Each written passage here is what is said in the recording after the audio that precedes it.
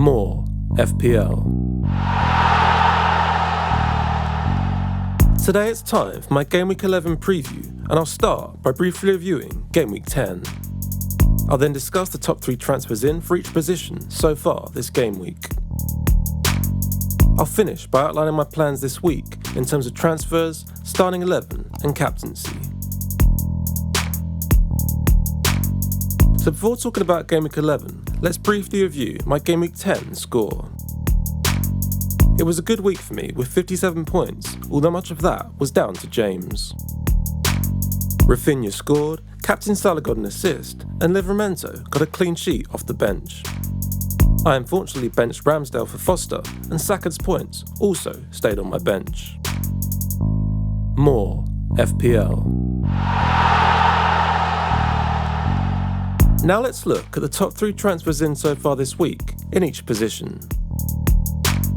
So let's talk about goalkeepers, starting with Aaron Ramsdale of Arsenal, who got a 4th clean sheet. He got a first double-digit return by also making 8 saves, helping him into 2 bonus points. The Gunners have a mixed run of fixtures, but have looked much better defensively of late.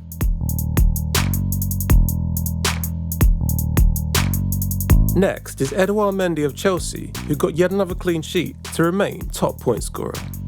He does look the standout option in the premium bracket with clean sheets and also saves. Chelsea still have a decent run of upcoming fixtures, and he is at least nailed to start. Last is Robert Sanchez of Brighton, who conceded 2 and made 1 save this week. Brighton's defence is decent, so he'll get clean sheets, but he doesn't tend to make many saves. They have decent upcoming fixtures, only facing West Ham in the top 6 until game week 18. More FPL. Now let's talk about defenders, starting with Reece James of Chelsea, who got 21 points this week. He's now got 4 goals in 3 90-minute appearances in what's also a solid Chelsea defence. They've only conceded 3 goals in 10 games, and as mentioned before, the fixtures are still pretty good.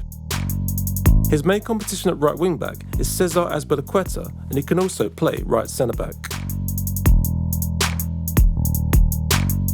Next is Ben Chilwell, also of Chelsea, who got 2 bonus despite not scoring or assisting. James and Chilwell are my top 2 Chelsea defender picks, ahead of Antonio Rudiger with less attacking threat. Chilwell looks to be first choice at left wing back for now, but Alonso will rotate in at times. One of those may be this week to deal with Burnley's hype from set pieces.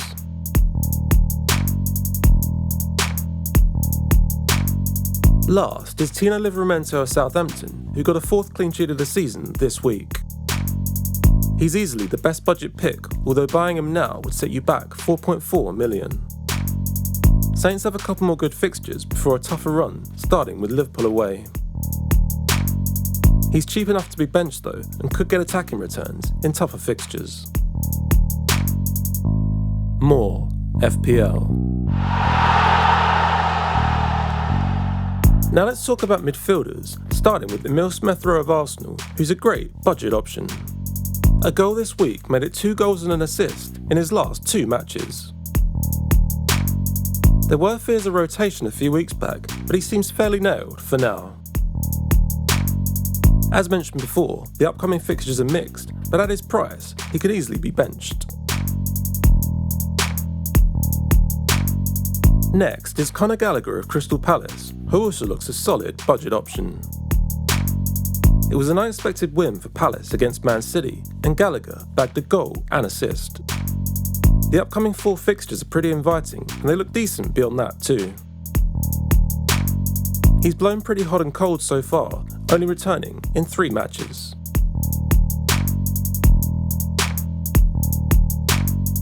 Last is Phil Foden of Man City, who blanked this week following his 18-point haul last week. Nothing went right for City against Palace, and the red card made their task very difficult. Foden has now started the last 5 games and seems first choice, though at City there's always rotation. It's the Manchester derby this week that may be tight, but then comes a great run of fixtures. More FPL. Finally, let's talk about forwards, starting with Cristiano Ronaldo of Man United.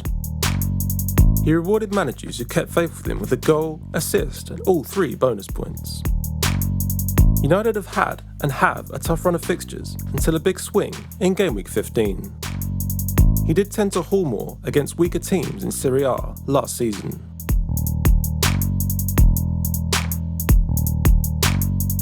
Next is Chan Huang of Wolves, who blanked this week against Everton. He still has 4 goals in 7 games though, which is a good total for the price.